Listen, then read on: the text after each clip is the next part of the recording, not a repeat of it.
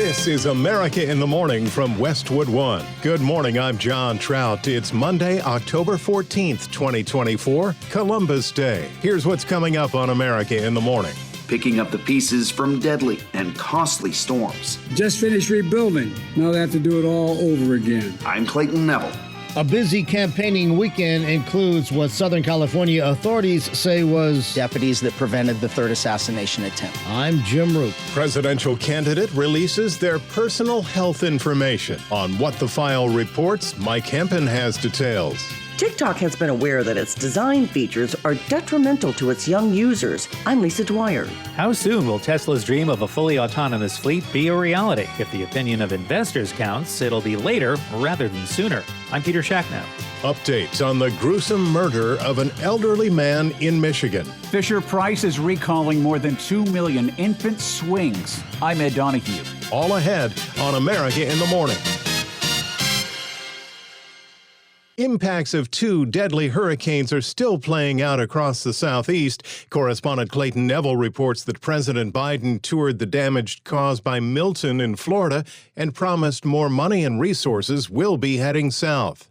President Biden landed in Tampa before touring damaged areas by helicopter and then speaking to reporters in front of a collapsed home in St. Pete Beach, where storm debris is piled high in the streets. The president was not greeted by Florida Governor Ron DeSantis, but did meet with local leaders who were impacted by the hurricanes themselves. Mayor's home flooded. Family vehicles washed away. County chair's home had experienced significant damage in the past two storms previous. Just finished rebuilding and settling back in. Now they have to do it all over again. Similar stories across Florida, which was ravaged by high winds and flooding in Milton and Helene. The death toll across the southeast now well over 200, 17 of those from Milton. We are one United States. One United States. The president pushing unity as many Americans are still without power and or grappling with costly damage. And it's in moments like this we come together to take care of each other. Not as Democrats or Republicans, but as Americans. Americans who need help. And Americans will help you if you were in the same situation. The president announcing continued federal help in what's expected to be extremely costly storm recovery. $612 million to 6 new cutting-edge projects to support communities impacted by Hurricane Helene and Milton. More than 2 million people who lost power during Hurricane Milton have had power restored, but about 1 million are still in the dark. This is all a team effort, folks. We made a big difference, and it's saved lives. But there's much more to do, and we're going to do everything we can to get power back in your homes, not only helping you recover, but to help you build back stronger. Vice President Kamala Harris promising more help to impacted areas while on the campaign trail in North Carolina. As we navigate storms that have inflicted so much harm across our country, and to all those who have loved ones who have been affected by Hurricane Milton and Hurricane Helene, Doug and I, my husband, are holding all of you close in our hearts. According to President Biden, the federal government has opened 10 disaster recovery centers in Florida. He says there are more to come. About 250,000 people, according to the president, have registered for federal disaster help. I'm Clayton Neville. Less than 1 month until Election Day, many of the polls show Kamala Harris and Donald Trump in a statistical dead heat, not just nationally, but also in the battleground states, as Trump's popularity is gaining and Harris is falling. As Jim Roope reports, the former president and the current vice president spent the weekend on the road, and in the case of Trump, his trip included a scare in California. It's not quite the home stretch, but the pressure and tension is mounting as we get closer to the election. The latest NBC poll shows former President Trump and Vice President Kamala Harris in a dead heat at 48% apiece. These are the new people. These are the people that we have coming into our country, and we're now known as, and all throughout the world, as an occupied country. We're an occupied country, can you believe it? On Fox News' Sunday morning features, Trump said he feels good about Election Day as it approaches and made an appeal to undecided voters. We have something sort of special going on. We have tremendous support. They're so tired of seeing what's happened to this country. They're so tired of seeing the incompetence, seeing the border. And I think the border is maybe a bigger deal than even inflation. That same NBC poll shows, however, that Trump trails Harris with independent voters. Harris with 44% of independents, Trump with 40%. Authorities in Southern California, meantime, believe they have thwarted a third assassination attempt on former President Trump. A man was arrested at a checkpoint well outside a Trump rally in Riverside County. Riverside County Sheriff Chad Bianco says 49-year-old Vern Miller of Las Vegas, in his SUV, was found in illegal possession of a shotgun, a loaded handgun, and several rounds of ammunition. If you're asking me right now, I probably did have deputies that prevented the third assassination attempt. Miller was taken into custody, then released on $5,000 bail. On the VP side of the ticket, Harris's running mate, Minnesota Governor Tim Walz, says he'll own up to when he misspeaks. I think folks know who I am. My constituents here in Minnesota have elected me 8 times. And Trump's running mate, Ohio Senator J.D. Vance, reassuring voters that while Harris and Democrats claim Republicans want a national abortion ban, that's not what Trump is after. He has said that he thinks this issue should be left to the states. That is the official policy. Meanwhile, Harris is releasing her medical records from the White House, and Trump promised to release his back in August, but has yet to do so. I'm Jim Roope. Harris attacks Trump's health. When America in the Morning continues after these messages.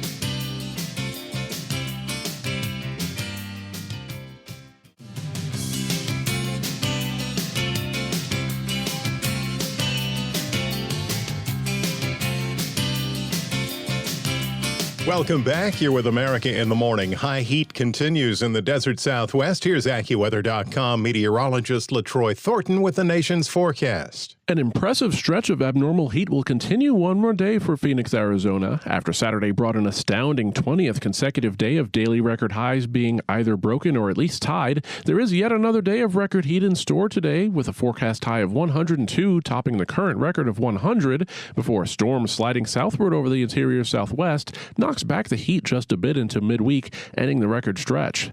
That storm can bring an afternoon shower into parts of Utah today, but it's looking warm and mainly dry for much of the west. The main exception will be parts of the Pacific Northwest, mainly western Washington and northern Oregon, where the latest storm pushing inland can bring some rain through the day. Otherwise, the main weather player for today is a powerful cold front bringing a burst of the coolest air for many so far this season, from the Northeast and Great Lakes into the Mid-Atlantic and even some interior areas of the Southeast. Today's threat for precipitation actually largely follows behind this front, where a piece of lingering energy in the atmosphere will support showers from the Great Lakes into the high ground of West Virginia and across much of New England. There can instead be some steady rain at times in Maine, and it's looking cold enough for some snow, not only in the Adirondack Mountains, but also through parts of northeastern Minnesota, the western upper peninsula of Michigan, and parts of northern Wisconsin. Cooler air also settles into places from the Midwest to the Carolinas and across northern portions of Mississippi, Alabama, and Georgia, with a spotty thundershower for South Florida. In Seattle, expect cloudy skies today with some afternoon rain and drizzle and a high of 64. For Oklahoma City, some sunshine is in store with a high of 74. That's the nation's weather. I'm AccuWeather.com meteorologist LaTroy Thornton. Remember, you can follow us wherever you get your podcasts, Apple, Spotify, Amazon, and YouTube. Just search America in the Morning in your favorite listening app. I'm John Trout. Vice President Kamala Harris released a report with details about her health and medical history as the Harris team tries to place former President Trump's health and age under new scrutiny. Correspondent Mike Hempen reports the vice president's doctor, as expected, gave her a glowing report. The primary care physician for Vice President Harris says she possesses the physical and mental resiliency required to serve as president. Dr. Joshua Simmons has released a letter saying the VP maintains a healthy, active lifestyle and that her most recent physical last April was unremarkable. A campaign aide for Harris says the campaign hopes to draw a contrast with Republican Donald Trump, who has released only limited information about his health over the years and raised questions about Trump's fitness to serve. Simmons has been Harris's primary care physician for 3.5 years. He says Harris has a history of allergies and hives, for which she has been on allergen immunotherapy for the past 3 years. Mike Hempen, Washington. Newly released documents in a Kentucky case indicates that social media app TikTok clearly knew the dangers their platform presents to young people. Correspondent Lisa Dwyer reports. TikTok has been aware that its design features are detrimental to its young users and that publicly touted tools aimed at limiting kids' time on the site were largely ineffective. That's according to internal documents and communications exposed in a lawsuit filed by the state of Kentucky. The details are among redacted portions of Kentucky's lawsuit that contains the company's internal communications and documents unearthed during a multi-year investigation of TikTok by various states across the country. The redacted information was accidentally revealed by Kentucky's Attorney General's office and first reported by Kentucky Public Radio. I'm Lisa Dwyer. When we return on America in the Morning, Tesla, the cyber cab and robo van. After these messages.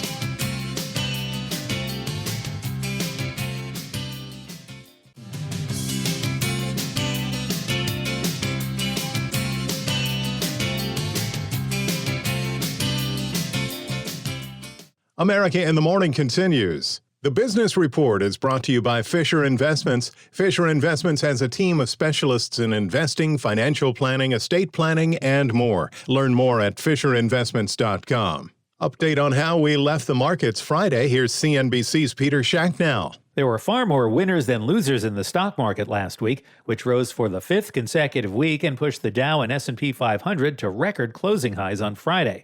Mark Hafley, Chief Investment Officer at UBS Global Wealth Management, says there could be some market choppiness ahead of the presidential election, but a rally thereafter. There is a tremendous amount of savings on the sideline, and there's also still a tremendous amount of money that is in fixed income that could rotate into stocks. And we know that our clients around the world are looking at foreign policy, tax policy, trade policy, and waiting to see how that plays out. Typically, around the election, the markets can wobble a bit, but they rise after that as you get a sense of security around this. Corporate earnings will be a key factor this week, with 39 S&P 500 companies set to report, but none of that action will happen today. Although the market is open, many businesses are closed for the Columbus Day holiday. Tesla CEO Elon Musk says his company's Model 3 and Model Y will be able to operate without driver supervision in California and Texas sometime in 2025. He says Tesla will build a fully autonomous cyber cab by 2026 at a price of less than $30,000. And at an event in California late last Thursday night, he also unveiled the prototype of a 20-person autonomous robo-van.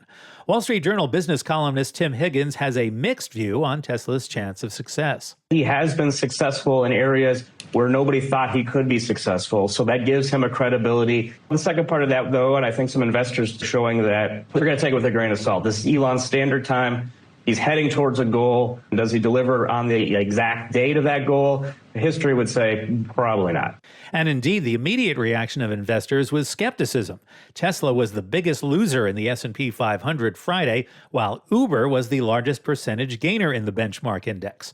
Analysts say that's because after the California event, Tesla represents less of a competitive threat to the self-driving partnership between Uber and Google's Waymo unit. All right, Peter, some notable dates on the calendar this week. Are they reasons to celebrate? Well, one definitely is. Today is the first trading day of year 3 of the current bull market. The market bottomed out 2 years ago, and since then, the S&P 500 is up by about 62%. Bull markets don't run forever, of course, and even within them, you can have notable dips, as we've seen several times this year. The other anniversary is not one to celebrate, unless you're celebrating that it hasn't happened since then.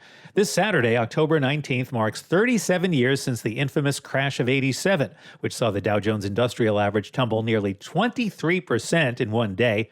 Just for perspective, a drop of that size now would mean a nearly 10,000-point drop in the Dow. Thank you, Peter. Peter Schacknow of CNBC. When we return on America in the Morning, Fisher-Price announces recall. We'll have details after these messages.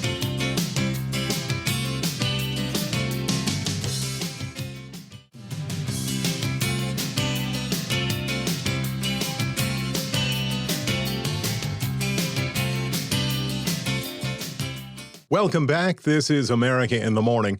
A suspect has been arrested and charged with murder in connection to a Michigan home invasion robbery.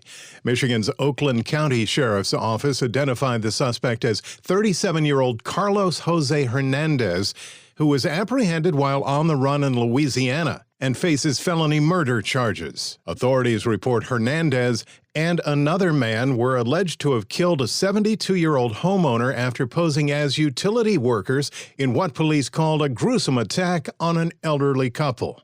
Charges against Hernandez carry a maximum penalty of life without the possibility of parole. There's an urgent recall affecting parts of a Fisher-Price product for infants that may have led to 5 babies dying. Correspondent Ed Donahue reports. There have been reports of 5 infant deaths connected to Fisher-Price's Snugga swings. The Consumer Product Safety Commission says its headrest and seat pad body support insert can increase risks of suffocation. It warns the swings should never be used for sleeping. The deaths involved infants between 1 and 3 months old. Bedding material was added to the swing, and the babies were unrestrained. Anyone who owns a Snugga swing is urgently being told to remove and destroy the headrest and the body support insert. Fisher-Price will provide a $25 refund to anyone who does it. CPSC Commissioner Richard Trumka slammed Fisher-Price, saying the recall is doomed to fail. His advice, get the $25 refund and throw the swing away. I'm Ed Donahue. America in the Morning for Monday, October 14th, Columbus Day 2024 is produced by Jeff McKay, senior producer Kevin Delaney. I'm John Trout. This is Westwood One.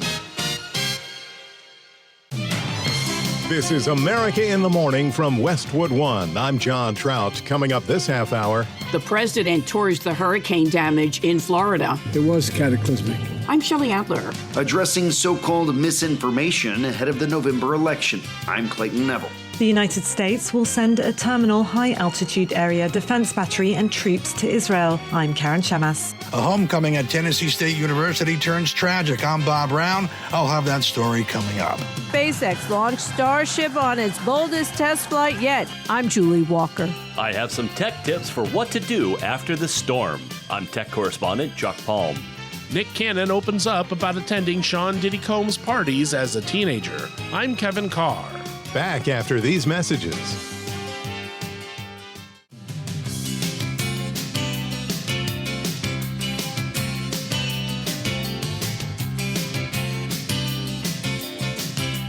Welcome back. This is America in the Morning. We're starting to see more of that fall weather emerge in places across the country. Here's AccuWeather.com meteorologist LaTroy Thornton. Today means a pattern flip for many in the Northeast and into the Mid-Atlantic, where the 70s and 80s that many experienced yesterday from southern New England, south and west will be gradually replaced by 50s, 60s, and even 40s in some spots today as a potent cold front dives toward the East Coast. The front will clear most of the coast by the afternoon hours, but some energy will linger behind this feature, and that energy will be able to spark numerous showers from the Great Lakes region across New England and into the Appalachian Mountains as far south as West Virginia.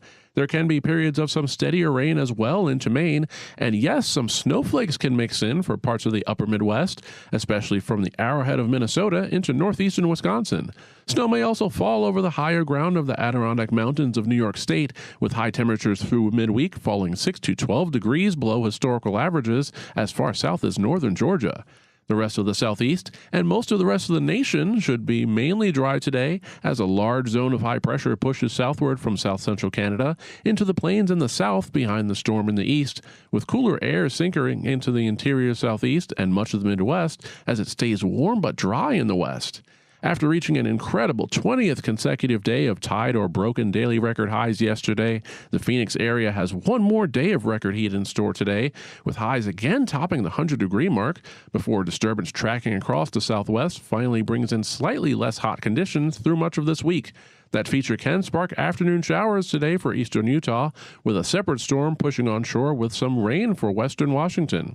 That's the weather across America. I'm AccuWeather.com meteorologist LaTroy Thornton. Follow us wherever you get your podcasts. Apple, Spotify, Amazon, YouTube. Just search America in the Morning in your favorite listening app. I'm John Trout. For people in Fort Myers, Florida, it's their third hurricane in 2 years. Many people entered today with no power following Hurricane Milton cutting a path of destruction through central Florida and making matters worse, rising rivers. Days after the storm are flooding roads and submerging entire neighborhoods. President Biden was in Florida to inspect the damage, where he met with local leaders and FEMA workers. Energy Secretary Jennifer Granholm, who traveled with Biden, said that the full power restoration for the Sunshine State will happen by Tuesday night as tens of thousands of linemen from 43 states and Canada converge on the hurricane zone. Shelley Adler reports on Biden's Florida trip. FEMA has delivered 1.2 million meals, over 300,000 liters of water, 2 million gallons of fuel, and so far we've installed 100 satellite terminals to restore communications in impacted areas, so families can contact their loved ones to be sure everything's okay and be able to reach out for help as well. President Biden got a first-hand look at the devastation from Hurricane Milton. For some individuals, it was cataclysmic. All those folks who not only lost their homes, but more importantly, those folks who lost their lives, lost family members, lost all their personal belongings. Entire neighborhoods were flooded, and millions were without power. He also praised the teamwork he's seen. It's in moments like this we come together to take care of each other, not as Democrats or Republicans, but as Americans. Americans who need help, and Americans who will help you if you were in the same situation. The president will also continue to press Congress to approve additional emergency disaster funding. I spoke with first responders who've been working around the clock. I also met with small business owners here and homeowners who have taken a real beating these back-to-back storms. And they're heartbroken and exhausted, and their expenses are piling up. I'm Shelley Adler. The back and forth surrounding federal storm recovery efforts dominated the Sunday talk shows. Weeks out from the presidential election, Correspondent Clayton Neville reports. Former President Donald Trump is not backing away from the narrative that the federal response to recent deadly hurricanes Helene and Milton is lacking. He was on Fox's Sunday Morning Futures this week. A lot of governors have done a good job, but the response from the White House has been absolutely terrible. The Biden administration pushing back against that notion, insisting the necessary help is available. Homeland Security Secretary Alejandro Mayorkas addressing what's being called misinformation circulating ahead of the November election. We are seeing horrific hate speech of all types propagated on online platforms. That deplorable speech has an impact on people's lives, and it is also a motivating force for people to do harm. And it has got to stop. Kentucky's Governor Andy Beshear joined ABC's This Week and called out former President Trump for spreading misinformation about the federal storm response. I mean, lying that $750 is all that's available, that means that individual might not apply for the $40,000 plus in individual assistance. Like, if you truly care about the people that are harmed more than yourself, you wouldn't politicize this. You wouldn't be putting out all this misinformation. As we get closer to the election, more questions are surfacing about how the candidates will handle the results. Trump's running mate, Senator J.D. Vance, recently refused to acknowledge that Trump lost the 2020 election. House Speaker Mike Johnson was on NBC's Meet the Press this week, and he was asked if he will certify the election results regardless of the winner. We are going to do our job in Congress. A free and fair and legal election will be certified. And that is our hope and prayer across the board. Of course I'm going to follow the Constitution. I'm going to follow the law. That's my job. It's my duty. I took an oath to do that, and I will fulfill my oath. I'm Clayton Neville. As Jews around the world and in Israel observe their most holy day of Yom Kippur, a Hezbollah drone and missile attack from Lebanon killed 4 soldiers on a military base and injured more than 60 others in central Israel. Correspondent Karen Shamas reports that on its way to Israel is an American-made anti-missile defense system that will be manned by 100 American troops.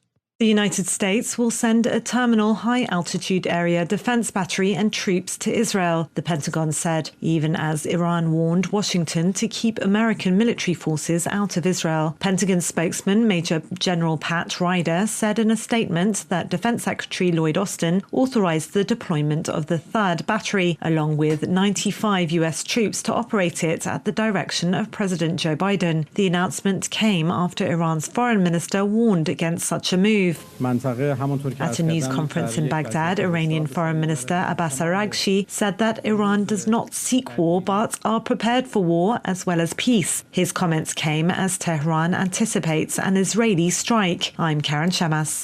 China's military launched a new round of war games near Taiwan, saying it was a warning to the separatist acts of Taiwan's independence forces, drawing condemnation from the Taipei and U.S. governments. Democratically governed Taiwan, which China views as its own territory, has been on alert for more war games. Concerns grow there might be accidental fire between the two sides. When we return on America in the Morning, Boeing announces layoffs amid strike. When America in the Morning returns after these messages.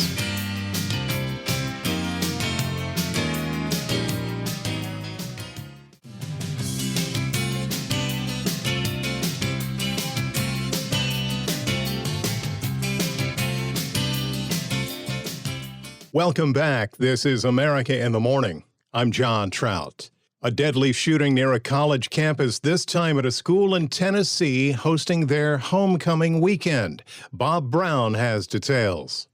It was supposed to be an exciting homecoming at Tennessee State University this weekend. However, it was anything but after multiple shots were fired near the campus. And when the shooting ended, a 24-year-old was dead and 9 others wounded, including a 12-year-old and 2 14-year-olds. Police say it appeared 2 groups were targeting each other when gunfire erupted about 5 p.m. Saturday along Jefferson Street near 27th Avenue.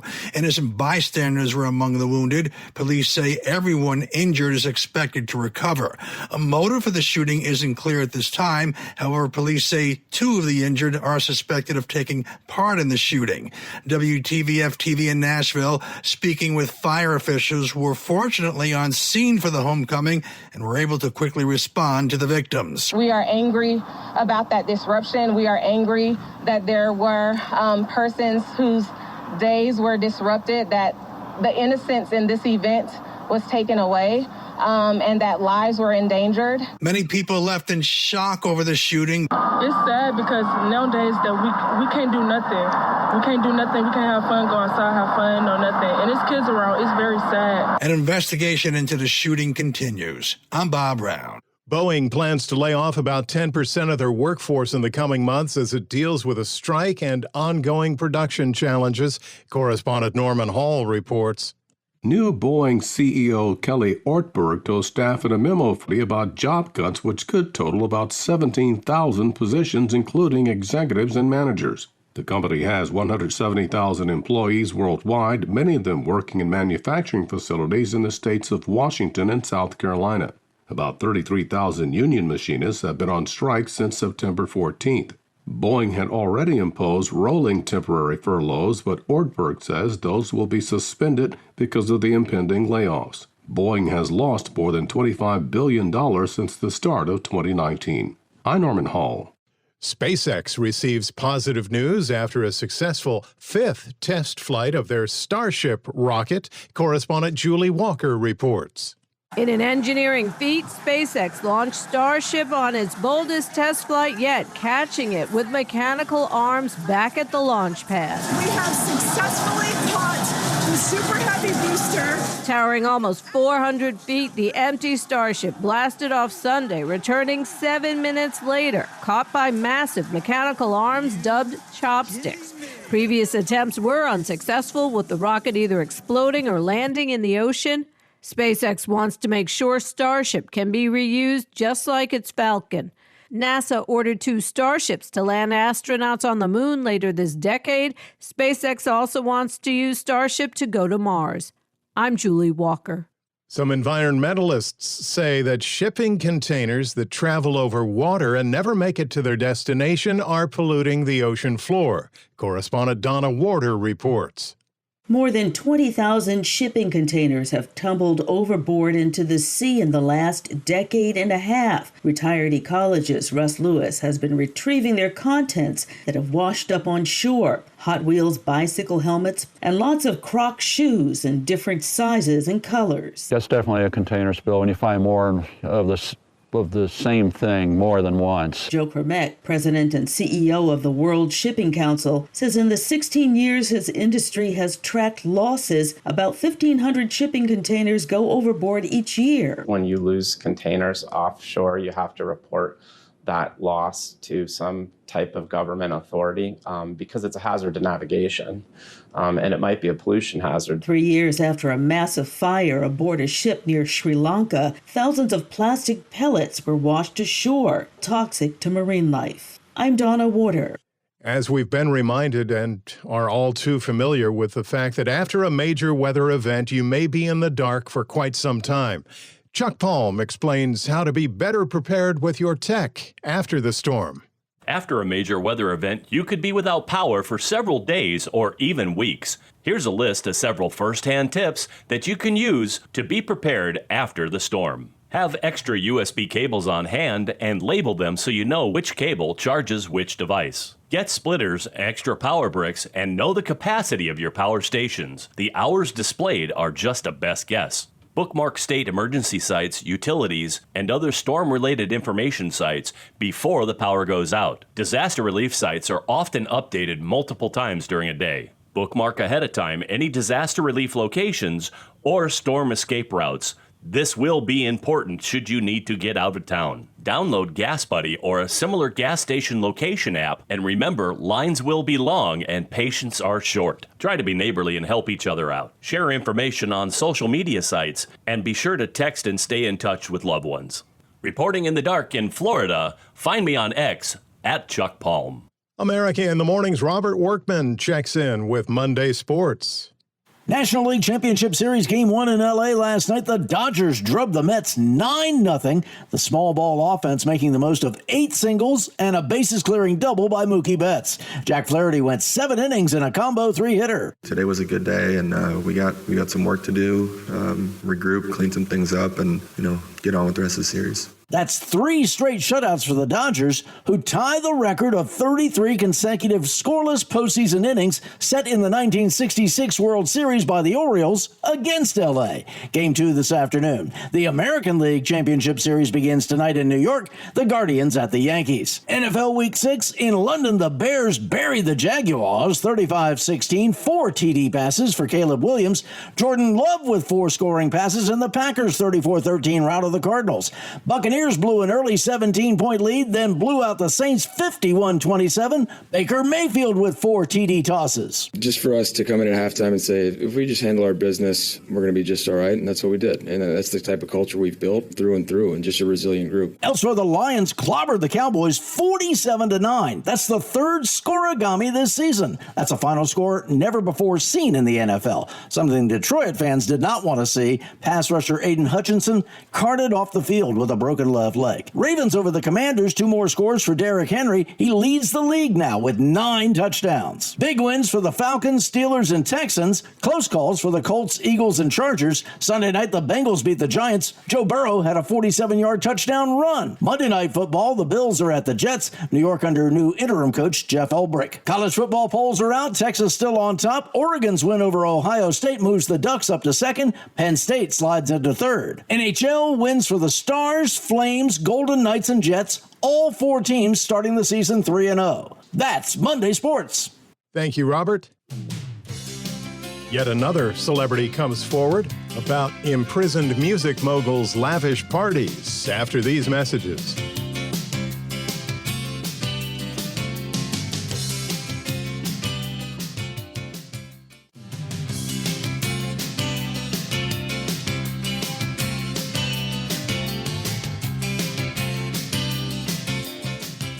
Welcome back. This is America in the Morning. A terrific weekend for Terrifier 3, which scared its way into being the surprise leader at the box office. Entertainment correspondent Margie Zaraletta reports. Who is this Santa? He's scaring my kid. The third Terrifier movie is the unlikely #1 draw for moviegoers this weekend. The continuing murderous adventures of Art the Clown brought in $18.3 million domestically, according to studio estimates. Sometimes to survive, we must become more than we were programmed to be. The Wild Robot is in second. Last week's #1, Joker Folie à Deux, saw an 81% drop in ticket sales in its second week of release after poor reception from critics and audiences. It's in third place. Beetlejuice is #4. Quiet on the set! Hey, Pharrell. Hey, how you doing, man? You know what'd be cool is if we told my story with Lego pieces. The Pharrell Williams biopic documentary Piece by Piece, done in Legos, is #5. I'm Archie Zaraletta. The Masked Singer host, Nick Cannon, is the latest to speak out about attending the infamous parties hosted by disgraced music mogul Sean Diddy Combs. Kevin Carr has more on the story. After Sean Diddy Combs was arrested last month for rcketteering and sex trafficking, many celebrities have remained tight-lipped about their relationship with the disgraced music mogul. Nick Cannon is not one of those celebrities. Cannon was a guest on Friday's The Breakfast Club radio program, and he disclosed the fact that he attended Combs' infamous parties as a teenager. I've even been at one when I was a kid, like 16, 17, standing outside. I remember standing outside, trying to get into a puff party out here in New York. Like, bad boy parties was official in New York in the late 90s. Combs is currently being investigated for those parties, known as freak-offs, during which a wide range of salacious events allegedly occurred, including sexual assault and drug use. Cannon said he wasn't aware of criminal activity and was just there for the party. Everybody gets scared to talk because they probably got something to hide. I ain't got nothing to hide. I don't have nothing to hide. I was in there Harlem shaking, doing all of that stuff, but it wasn't, come on, whatever. The Masked Singer host did make a delineation between the party itself and behavior that may have been going on behind the scenes. I think it's unfair that we are classifying a good party with a freak-off. Combs has come under fire with more than 100 cases of sexual assault being filed in New York this month. Additionally, a former assistant for Kanye West filed suit in Los Angeles this week alleging sexual assault during a studio session with West and Combs. I'm Kevin Carr. America in the Morning for Monday, October 14th, 2024, Columbus Day, is produced by Jeff McKay, senior producer Kevin Delaney. I'm John Trout. This is Westwood One.